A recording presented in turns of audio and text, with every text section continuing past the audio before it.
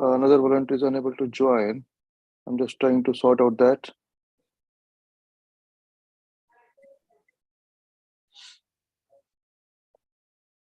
Dr. Abhinav, yes, he has joined. Yes, I think we are live now. Okay. Yeah, I think we can go live now.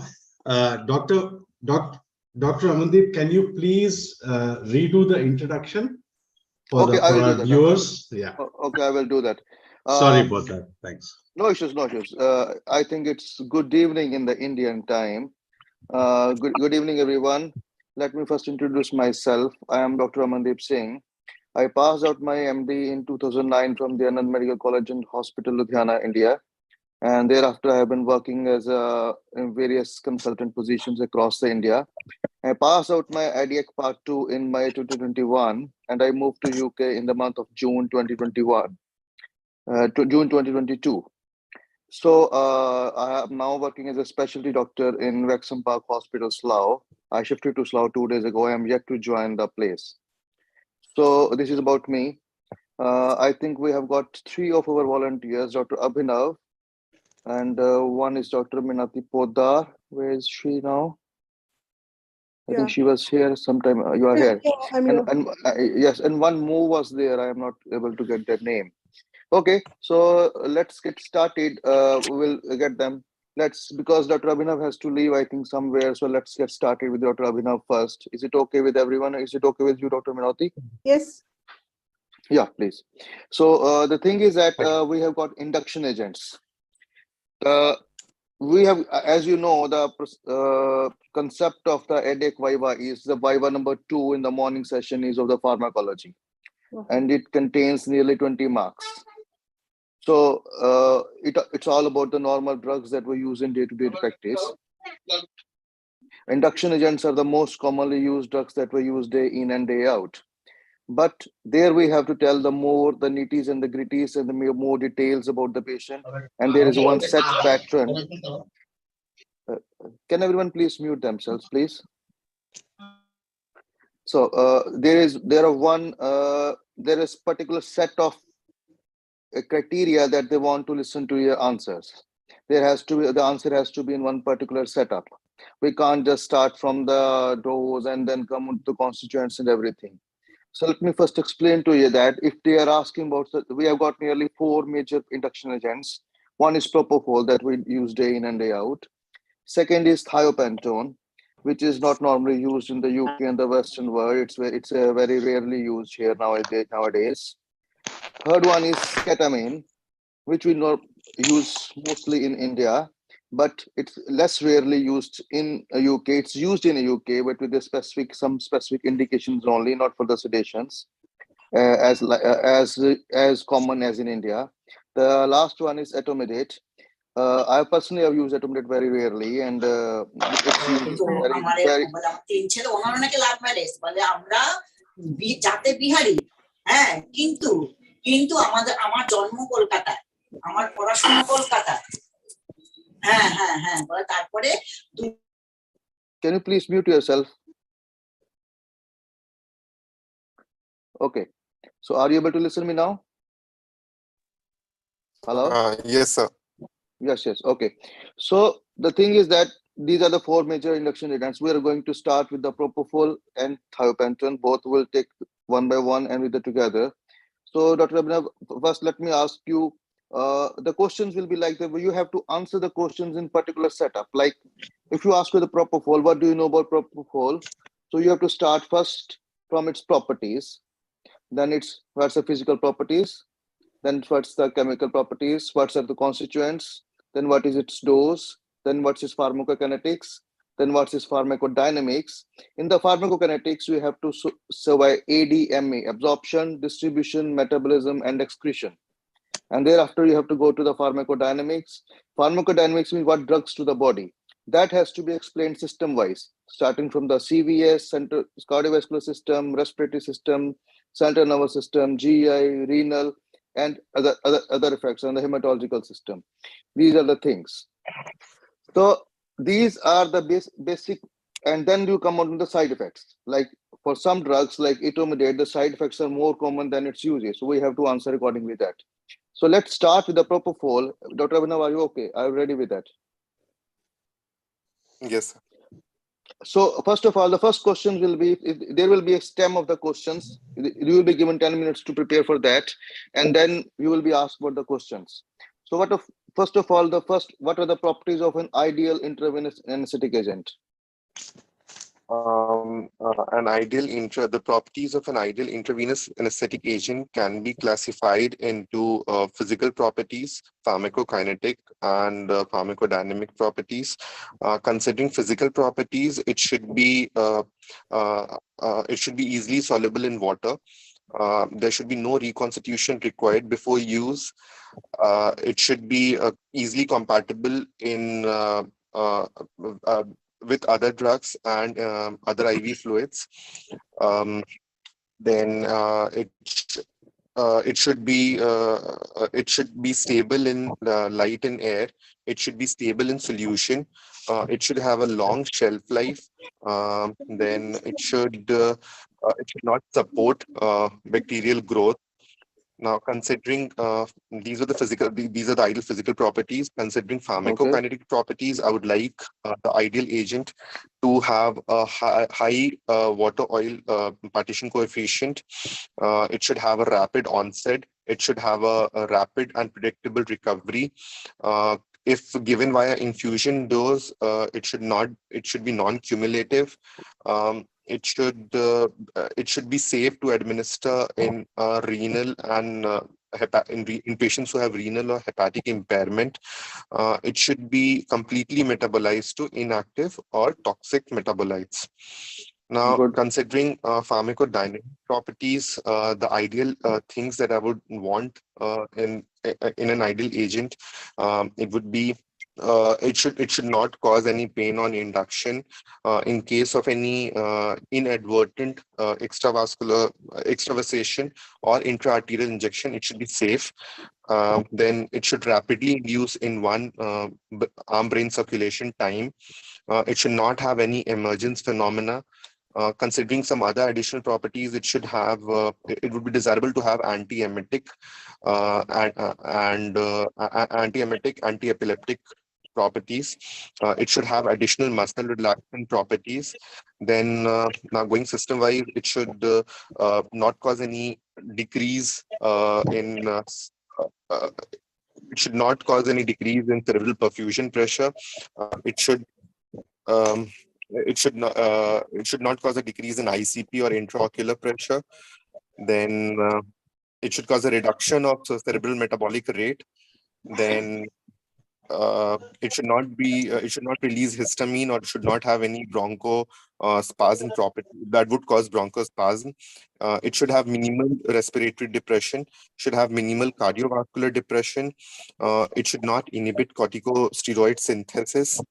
Um, then it should not have any significant adverse drug reactions.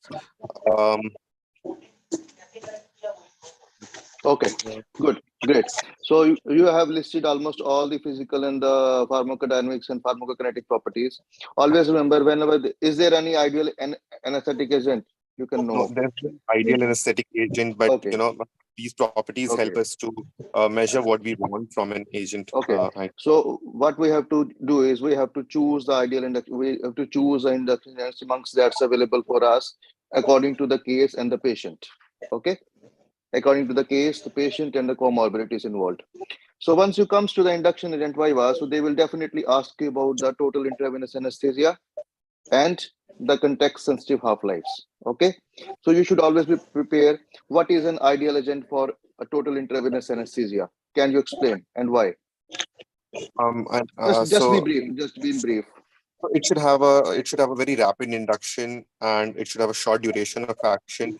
It should again be non-cumulative when given as an infusion. That is, it should have a reduced context-sensitive half-life, and it should have a um,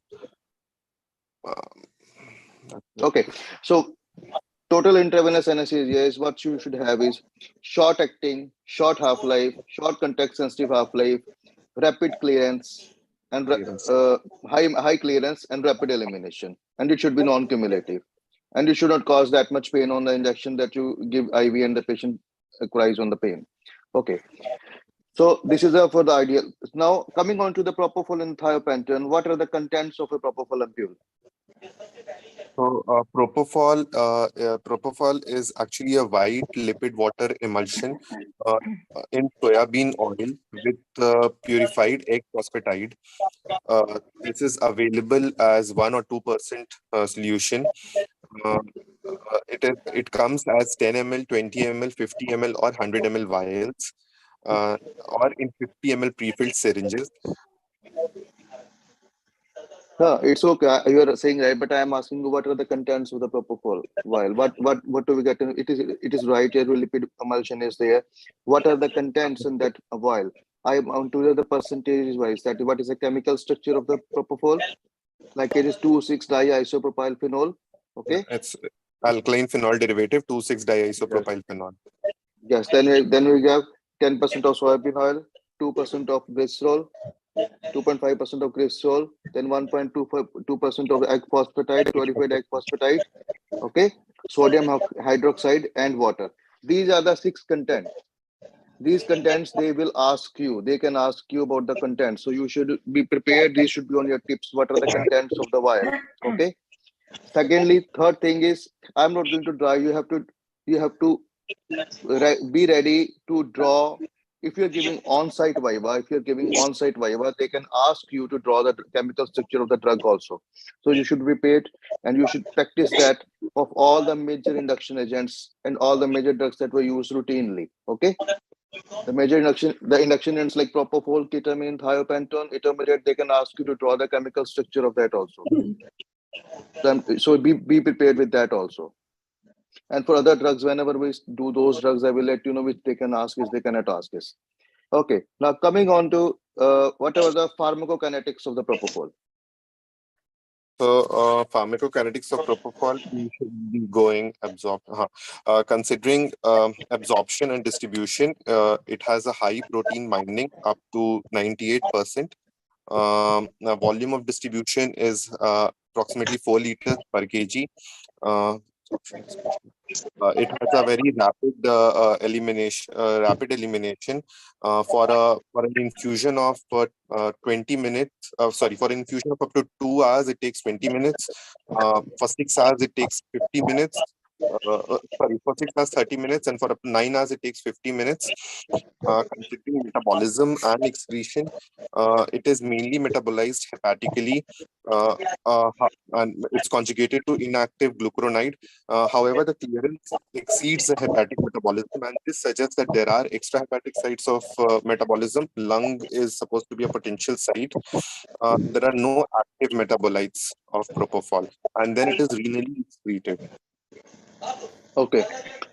Renally excreted. So what are the effects of propofol on the major body systems like cardiovascular system, CNS, and the GI system? So, coming to effects of propofol system-wise, uh, uh, coming to cardiovascular system first, propofol causes fall in both cardiac output and stroke volume. It might cause bradycardia and asystole as well. Um, uh, in, um, uh, in CNS, it causes decrease in cerebral perfusion pressure, decrease in intracranial pressure, and and decrease CMRO2. Then in respiratory system, it causes bronchodilation. Um, it depresses the laryngeal reflexes, and it decreases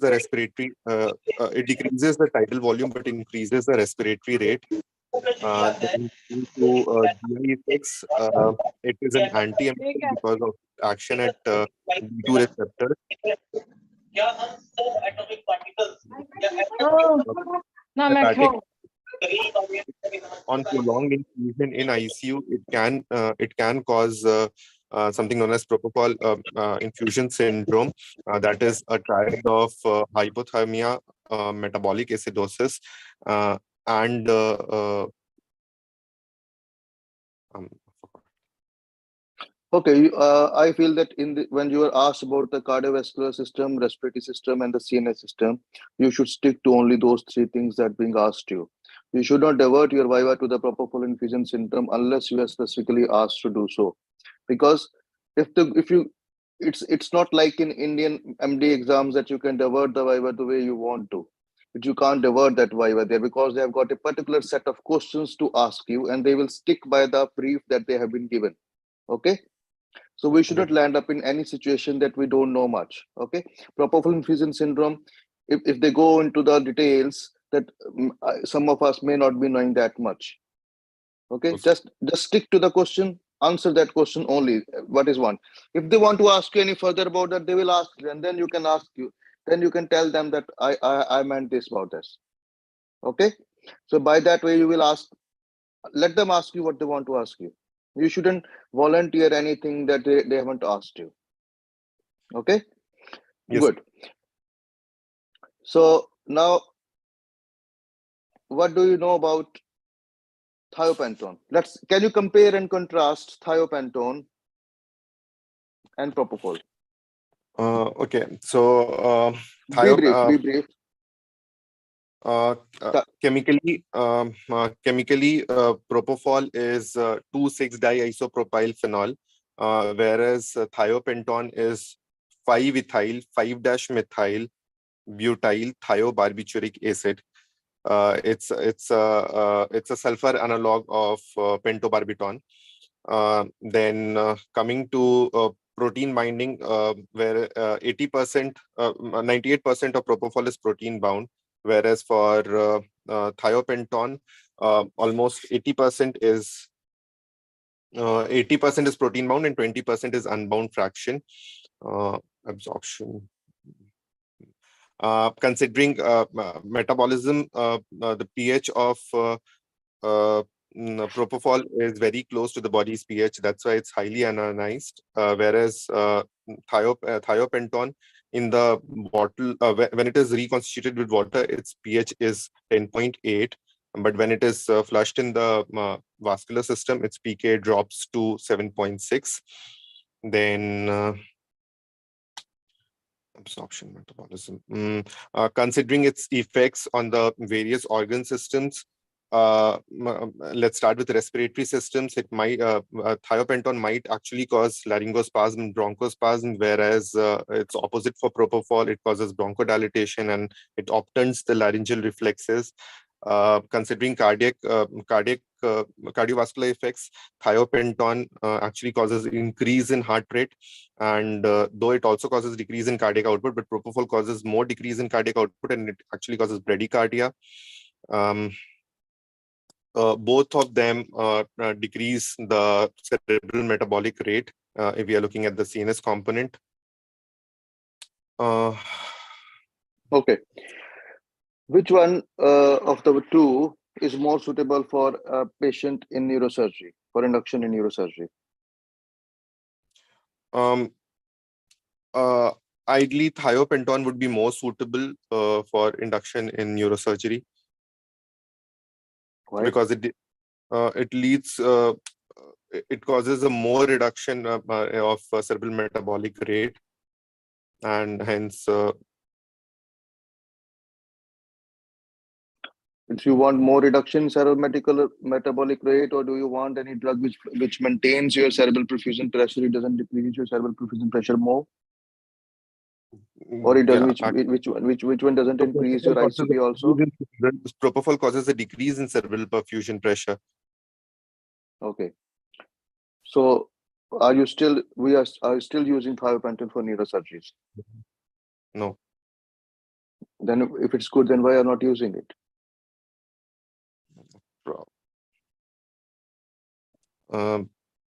Not sure. Okay, no issues.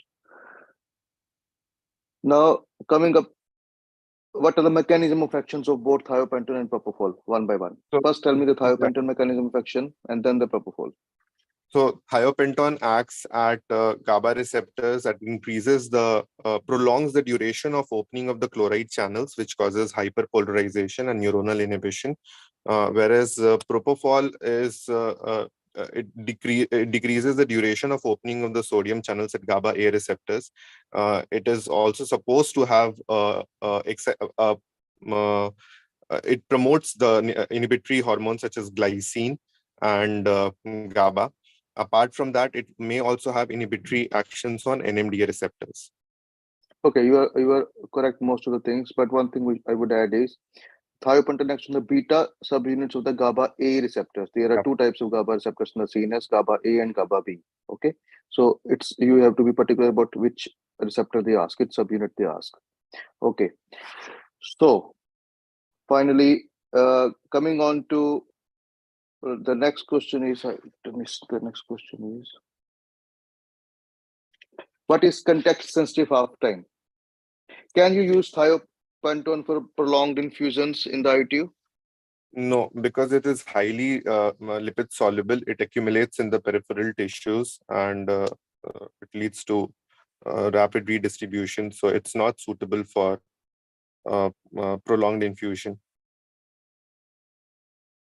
But you said propofol is more protein bound than thiopentone.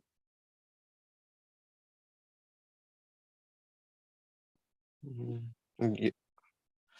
Propofol is 98% protein bound, you only told, and it's already unionized at the normal body pH. So is it only to do with the protein bound, or if there is something else that we don't use thiopentone for prolonged infusions? Okay. The thing is, the thing is that there's this thing called context sensitive half time. The context sensitive half time for the thiopentone infusion is much higher because it accumulates into the blood rich areas, vessel rich areas, and then it keeps on redistributing back to the normal first compartment, the plasma. So that's why once the infusion is started, its context sensitive half life is much more. It doesn't get eliminated from the body in a faster duration than what the propofol does. That's why propofol is the most used induction agents for the infusions in the ITU. Okay, rather than the thiopentone, even though it may have a favorable effect profile on the most of the body systems. Okay, now coming on to what are the side. Let me see.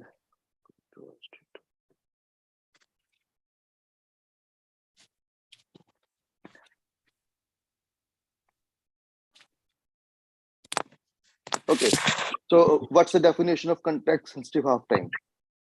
Context sensitive half time is defined as the time for a drug to reach half of its concentration after the infusion has been stopped. Okay, the context here is the duration. Yes, sir. Okay, fine. Thank you so much, Dr. Abhinav. It was good. You were excellent doing the Viva. Okay, just remember 2-3 things that you have to tell about. Just practice the chemical structure. When they ask you the contents of the ampule, you have to tell the contents of the ampule. That's like it's how much the egg phosphatide is there, how much the soybean oil is there, why it causes pain on the injection.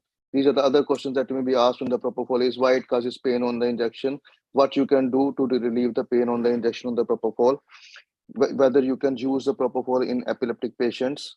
Okay, these are the other few questions that can be asked on the propofol. And for the thiopentone, they can ask you what if you shift the atoms from what is sulfur and the carbon is interchanged, what will happen? The duration of action. What will happen with those? Okay, so these are the few questions that may be asked. And then what are the extra uses of the propofol? Like propofol 1 is used for induction, other is can use for ITU induction. What are the other uses of propofol? You can use in the conscious sedation. And what are the use for the thiopentone? Can you tell me the other uses of the thiopentone apart from the induction? A burst suppression of ICP. Okay. Then it is used for what do you call that? For ECT, electroconvulsive therapies. Okay. Anything else you can see? For status epilepticus. Yes, that's the status epilepticus is one because it's a reserved drug for the status epilepticus. Once you are done with all, you can induce thiopentone, what is called as barbiturate coma. That's not used routinely nowadays, but it's still written in the books and they can expect you to answer that for the other uses of the thiopentone. Okay, now coming to the last question, what are the effects of propofol and thiopentone on gravid uterus? Not sure, sir. It causes relaxation of the uterine smooth muscles. Not sure, sir. Okay, thiopentone basically it has no much such effect on the gravid uterus, but propofol causes propofol, there is a high placental transfer, so it was not licensed for use in the pregnancy earlier on. But nowadays, in UK, we are using propofol for category 1 sections. If you have to give GA only, it's a propofol is the only drug that's being used. Okay, and if propofol is used for induction, okay, we can use that propofol induction in the category 1 sections, general anesthesia for obstetrics. I know it's very rare to give general anesthesia in obstetrics in India, because we normally do most of the things in spinal, but here it's very quite common. Okay, so be prepared for these questions. Thank you so much, Dr. Abhinav. Thank you so much. Thank you so much. You did a great job. Okay, Thank you, sir. keep studying. When is your exam? 31st March of 1st April. 31st March. That's very Is it online? Is it online? Yeah, online. No, you are nearby. You will do that. All the best. All the best for your exam. Thank you so much for coming here at such a short notice and taking your time out of your busy schedule. Okay. Thank you so much. Thank you so much. Okay. So I think our third third volunteer hasn't arrived. So we start with the Dr. Minati Poddar? Yes. Yes. Okay. Good evening. So when is your exam? July, 8th, 9th July. 8, 9 July. Okay. Yeah. So you're giving it for the first time. Yes. Okay, you will pass it for the first time. No problems about that. Okay. So we are left with the 2 induction agents now. Yes. So we will go one by one. Can you tell me more about ketamine? I'll just let me before you tell it. Once I tell you, can you tell me more about ketamine? That means you have to start step by step. Okay. Okay. Okay. So ketamine is an induction agent. It is a imidazole derivative. Sorry, it's a phencyclidine derivative. It is available as a colorless solution in vials. Vials are available as 10 milligram per ml, 50 milligram per ml, and 100 milligram per ml concentration. Then it is available as a colorless solution. Then it is used for induction as an induction agent. It can be used by various routes of administration, mainly by IV, intramuscular. Then it can be used intrathecal, epidural, and that's it. Then the mechanism of action is it acts as a non-competitive inhibitor at the NMDA receptors.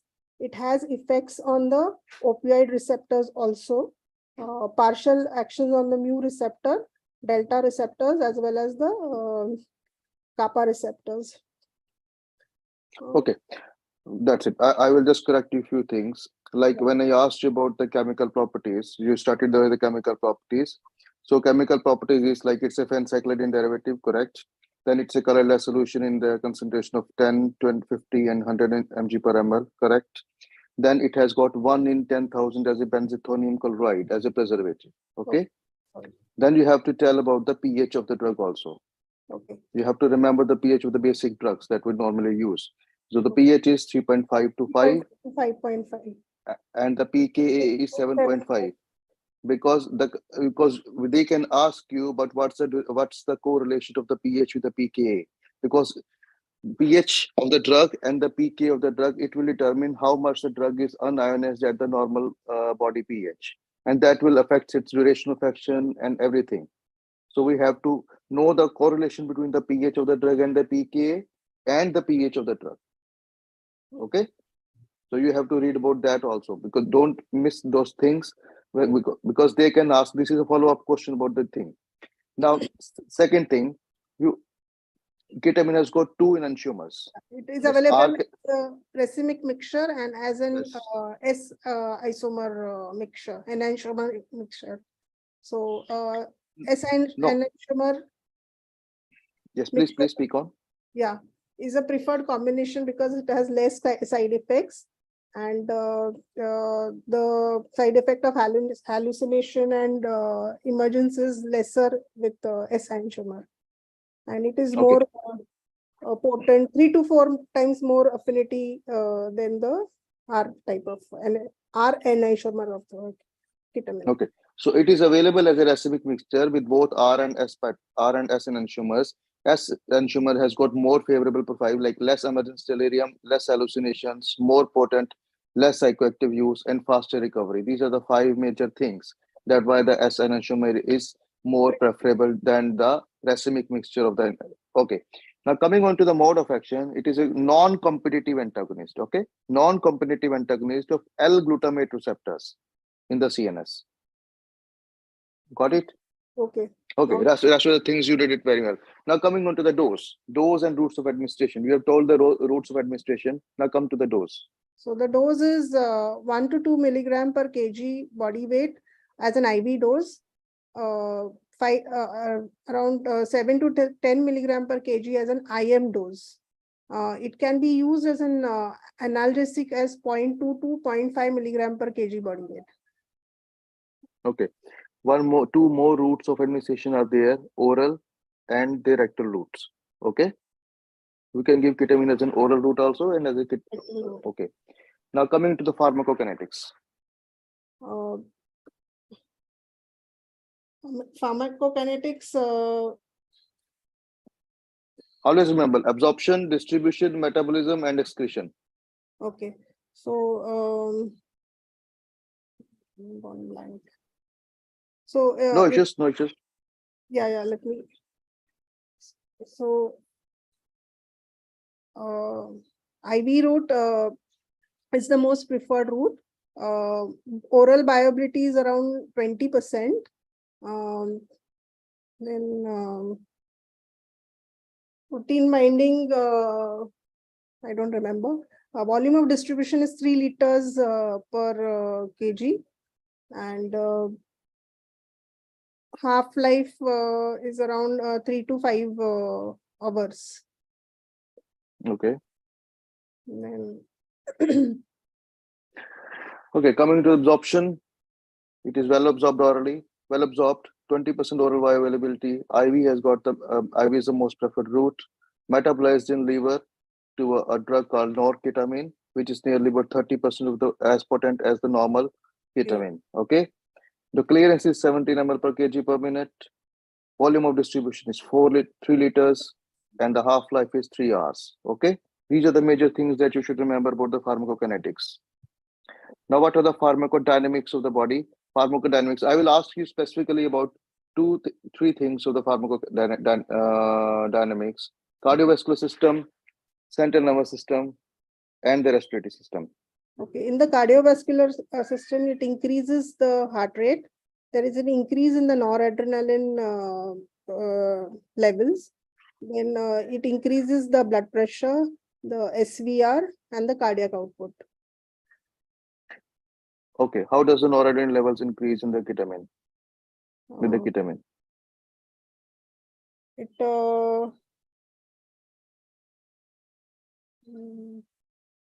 it decreases the uptake by the sympathetic nerve endings.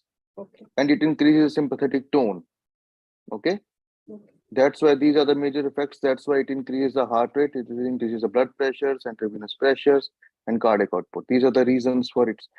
Because if you say these will increase, they will ask you what's the mechanism behind that. Okay. We said it increases noradrenaline, but how does it increase? It blocks the noradrenaline reuptake by the sympathetic nerve endings. So thereby leaving more noradrenaline at the nerve endings to act. Correct? Okay. Okay. Now, coming to the respiratory system. It increases the respiratory rate. It causes bronchodilation. It reduces the laryngeal reflexes. It reduces the laryngeal reflexes. Are you sure? No, sorry. There is no effect on the laryngeal reflexes. So the airway can be maintained. Patency of the airway can be maintained. Okay. Then airway resistance is reduced. How that is reduced? So that causes bronchodilation. How? Because adrenaline is increased. Don't get confused. It's not a viva. Don't get confused. Just take your time and then answer what I'm asking you. Okay. I don't know. So it is a respiratory stimulant. It preserves your preservation of laryngeal reflexes. It causes bronchodilation, whether direct or the sympathomimic effect. That's it. That you should answer. Okay. You shouldn't go for the airway resistance like terminology that you can't answer it. Always answer that you know. It's better to say I don't answer. Rather than saying the wrong answer, or rather than uttering any word that you can't explain to them if they ask you follow-up question on that. Right. Got it? Okay. Okay. Now coming on to the central nervous system. Central nervous system causes dissociative anesthesia. It causes rise in the cerebral blood flow, increase in the CMRO2, and increase ICP. It causes increase ocular pressure, intraocular pressure. Then it causes hallucinations, causes emergence phenomenon. Okay. How do you prevent the emergence phenomena and the hallucinations with the ketamine? We can use benzodiazepines with along with ketamine to reduce the emergence phenomena. Okay, good. Next, is there any pain on injection when you give the ketamine? No, there is no pain on injection when you give ketamine. No, there is a pain on injection when you give intramuscularly. It Yes. can cause pain when given intramuscularly, not IV. Okay. So this is about the ketamine. And ketamine, there is much more to ketamine than this thing. I've written it. What are the contraindications of the ketamine use? The contraindications are patient having cardiovascular disease, raised ICP, raised intraocular pressure. We cannot use ketamine for them. What do you mean by the cardiovascular disease? Can you please specify which cardiovascular disease you don't want to use the ketamine for induction? Ischemic heart disease, where the heart rate and blood pressure can become high, and that can cause ischemic events. Please repeat what you said. Any ischemic heart disease, Okay. where the increased heart rate, blood pressure can cause ill effects and cause an ischemic event for the patient. How will the increased heart rate and increased blood pressure caused by ketamine will worsen the ischemic heart disease? Can you tell me that? It increases the work of the heart. So there will be tachycardia, and so the heart will not be able to. Okay, I again tell you, let's keep it simple. Don't go to the work of the heart or work of the anything. Ischemic heart disease, why it occurs? Just go to the basics. Why ischemic heart disease occurs? Because you have got narrowing of the arteries. Narrowing of the There's a arteries. blockage of the arteries. So if the heart rate increases, how do the coronaries get the maximum blood flow? Systole or diastole? It's the diastole. So the diastolic time with the increased heart rate, what will get shortened more? The diastolic time. If the diastolic time is getting shortened, so heart will get less blood supply, and it will already worsen already ischemic heart disease that's already there. Okay, got it? So that's why it will worsen. Any other contraindications? Mm,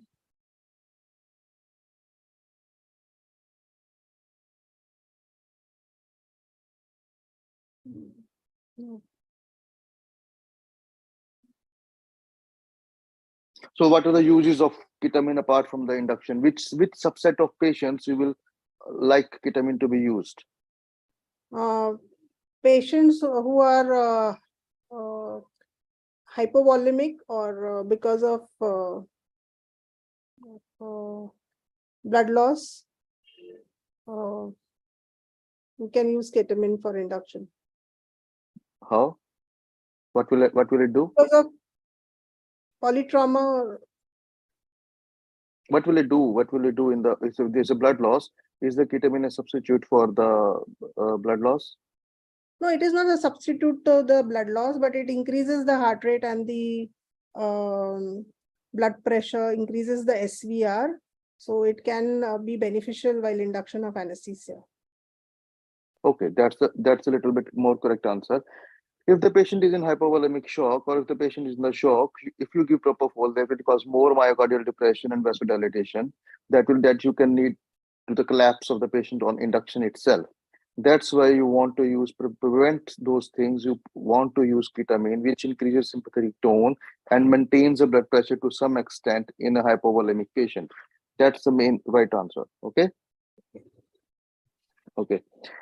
Now coming on to the next is you have got use what so can you just recapitulate what you have told about ketamine step by step? Okay. So ketamine is a phencyclidine derivative available as a colorless liquid in concentration of 10 milligram per ml, 50 milligram per ml, and 100 milligram per ml solution. Then it is available as a racemic mixture, and also Okay, that's it. Next, go on to now mode of action, dose, pharmacokinetics. it is non-competitive antagonist at the NMDA receptor. It also has effect on the opioid receptors, mainly the partial action on the mu receptors, delta receptors, and the kappa receptors. Okay. And it inhibits the reuptake of serotonin, dopamine. How does serotonin and dopamine come into the picture? It was earlier you said noradrenaline. It is noradrenaline only. It's not serotonin only, dopamine. Okay, don't confuse the things. Okay. Okay, let's leave it. Let's leave it. So the questions to be asked for everyone else, she has done a good job. The questions to be asked in any induction agencies, I am again repeating it. First of all, what's its chemical constituent, chemical properties, what's the dose, routes of administration, then pharmacokinetics, that is to be told in absorption, distribution, metabolism, and excretion, along with the pH and the pKa and their relation to each other. Then pharmacodynamics, the effects on the CNS, CVS, respiratory system, GI system. One more common thing about the ketamine is in the GI system, it can increase postoperative nausea and vomiting. It's not antiemetic, it's emetogenic. Okay, so you have to use antiemetic before its use also. And one more thing, it can increase elevation. It increase elevation, so you have to use anti-sialogogue before its administration. So these are the major things. Then mode of action that I told is, then all contraindications, the use, the excretion. These are the major things that they can ask for the ketamine. Now coming on to the kit, we have got just 15 minutes left now. So we'll start with the etomidate. Okay. So what about etomidate? I'm asking you what are the side effects of the etomidate? Tell me that first, because this drug is more common for its use for more commonly asked for its side effects than for its uses. Okay. So what are the side effects of etomidate? Etomidate can cause pain on injection when given the IV route. Why it causes pain on injection? I don't know. Okay, it causes pain of injection because it's a lipid emulsion mixture. It contains nearly 35% of propylene glycol.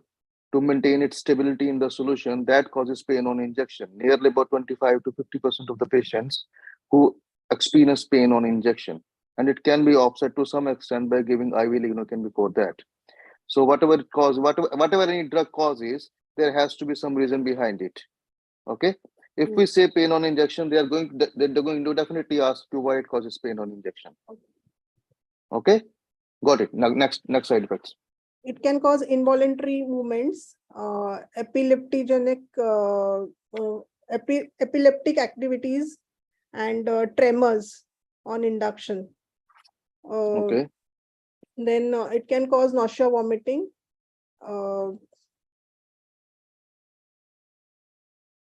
Okay. Then respiratory depression, and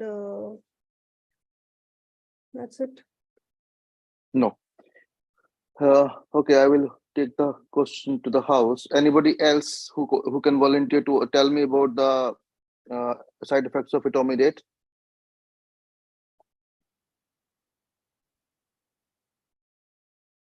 Anybody from the house?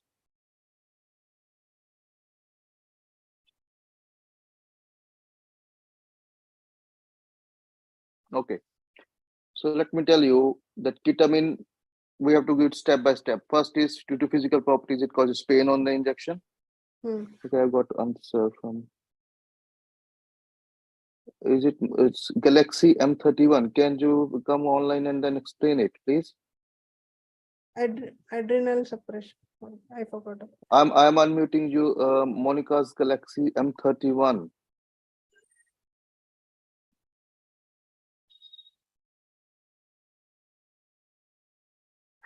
Hello.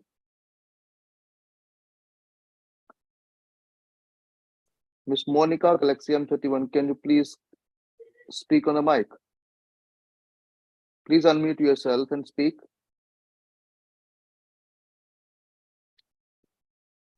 You are correct. What you said in the chat, it's correct. Yes.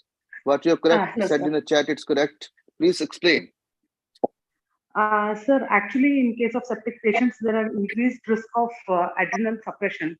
So, etomidate itself has increased suppression of the adrenals, and thus might cause cortisol deficiency and further add to hypotension and all. Sir. Okay, you are. I will say you are partially correct. It's definitely more pronounced in the septic patients, but it causes cortical suppression in almost all the patients within 24 hours. Okay. Yes, sir. Yes, sir. It causes cortical suppression in all of the patients following its even a single use. Okay. So how does it causes a cortical suppression?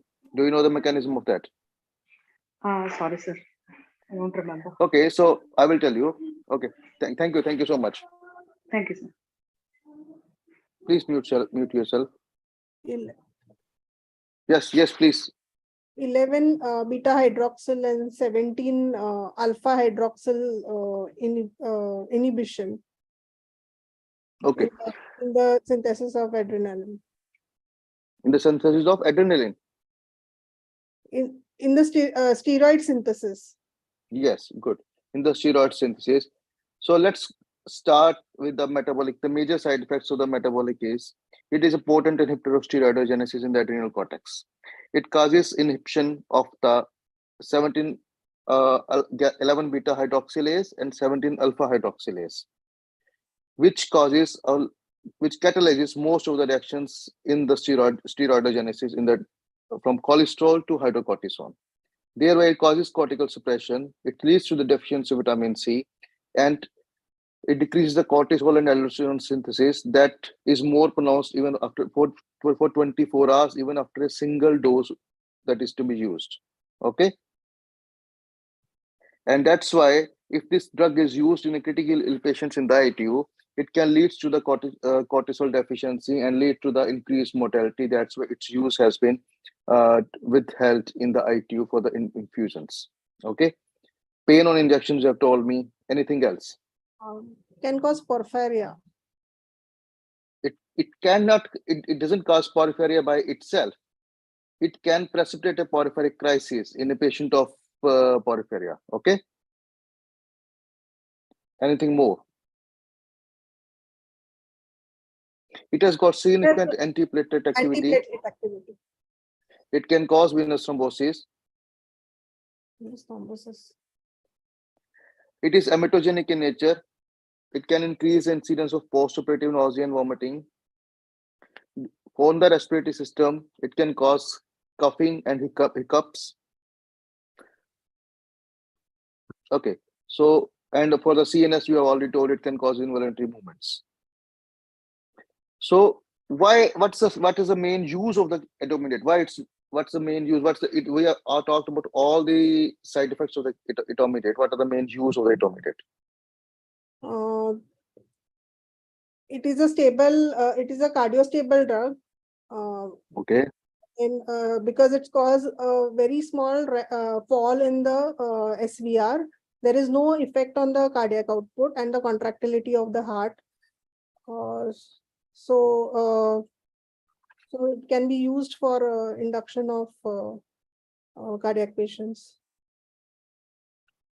Induction of cardiac patients. What do you mean by cardiac patients? Cardiac patients for cardiac surgery or cardiac patients for non-cardiac surgery? Any patient having cardiac problems, whether it is a cardiac surgeon or a surgery or a non-cardiac surgery. Okay. So what is its composition? What is ampule of etominet contain? It contains 2 milligram per ml of etominet as a colorless solution in a 10 ml ampule. Okay. Dose of induction is around 0.2 to 0.3 milligram per kg body weight. Okay. It contains 35% of propylene glycol, 2.25%. Okay. So that's the main culprit for the pain on injection. Okay.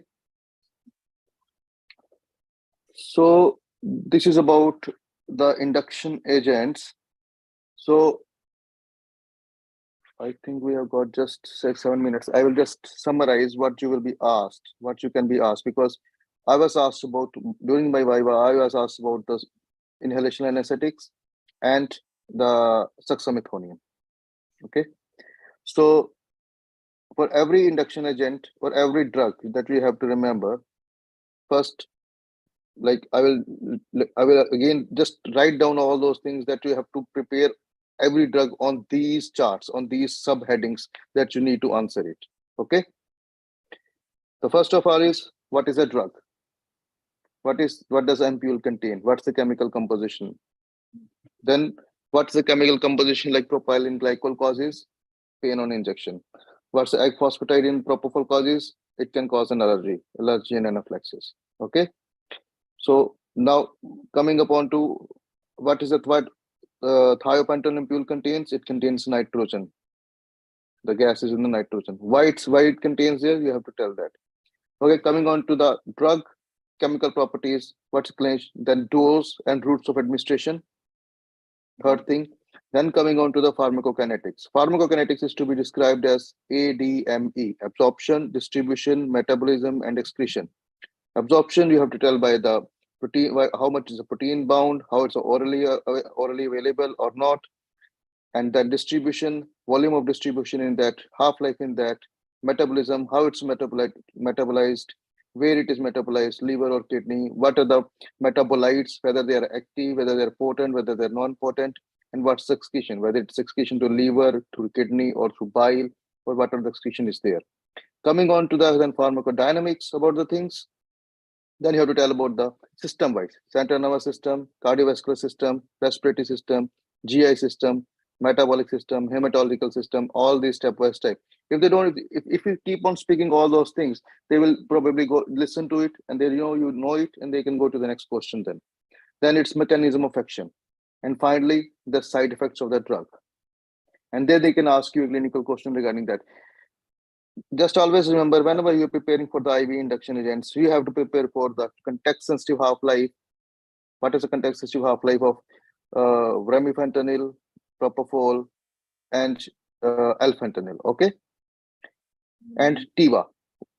What's the total intravenous anesthesia? What should be the property of ideal IV anesthetic agent? Physical properties, chemical properties. and they can ask you whether there's any ideal anesthetic agent or not. Okay, so anybody has any questions, can you please come on? Context sensitivity for 3 opioids, right? Context sensitive half-life, because we can use context sensitive half-life for major, it is remifentanil, mostly it's used, it is as a context insensitive, then propofol, then L-fentanyl. These are the major 3 commonly used drugs for the TCI propofols. They can then ask you what is the target control infusion. If the Viva goes upon to the TIVA, they can ask you the target control infusion, what are its models, how they are being done. This is a different chapter, but these all are correlated. So you have to read about those things also. In India, we are not using much of the target control infusions, but in UK and Europe, its target control infusion is practiced every day, day in and day out. There, we are using daily. The propofol, remifentanil is being used almost every other day as a target control infusions. Okay. So, any questions for everyone from the house? So, can you re-explain that how the thiopentone is not being used for TIVA? The reason you had explained it well, but I didn't grasp it completely. Look, thiopentone is one drug which when it's distributed from the plasma to the more vessel-rich areas, it goes there, stay there, it gets accumulated there, and when the concentration in the plasma decreases, from the peripheral compartment, it has to come to the central compartment again, and it takes much longer time to come to the physical to the plasma, and it's more lipid soluble. It gets deposited in the fat there, so it gets very slowly released from the fat. So the elimination and the clearance from the peripheral compartments where the drug goes from plasma to the peripheral compartment, it's very slow. So it gets accumulated much more in the plasma. And its elimination is decreased, clearance is decreased. That's why it's not used for context sensitive, not used for TIVA. Thank you, sir. Thank you.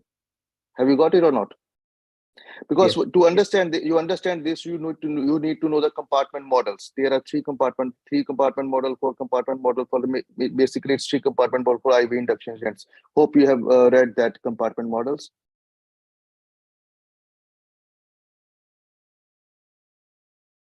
Mr. Roy, Dr. Roy. Yes, sir. Yes, sir. If you read the compartment models, then it is very easy for you to understand why thiopentone is not used. Yes. Okay. Okay. Thank you. Anybody else?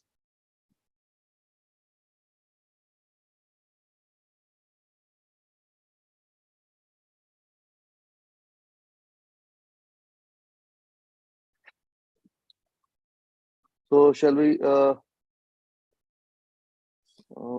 administrator, can you stop the streaming?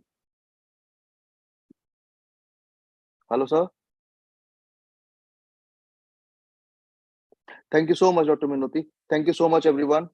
So thank you so much.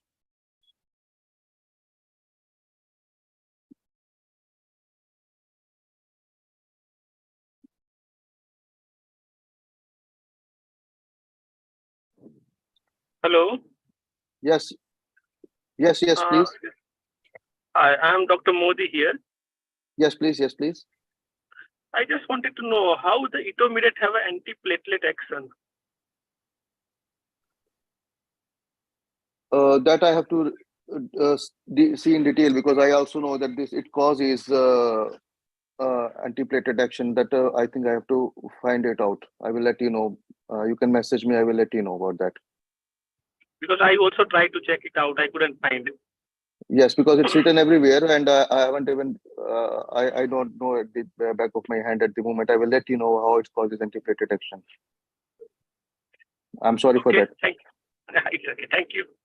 Okay. Okay.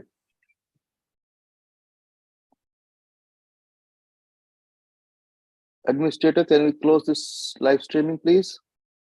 Yeah, Sir? doctor, let me 1 second. Okay, thank you so much, sir.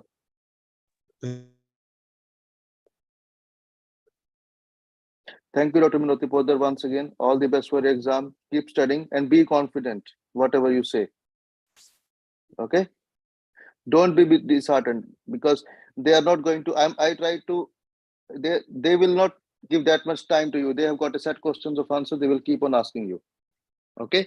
If you don't say, then I don't know. That's it. They will go to the next question. They will not keep on prodding like I kept on prodding you for the answers. Okay. Okay. Thank you.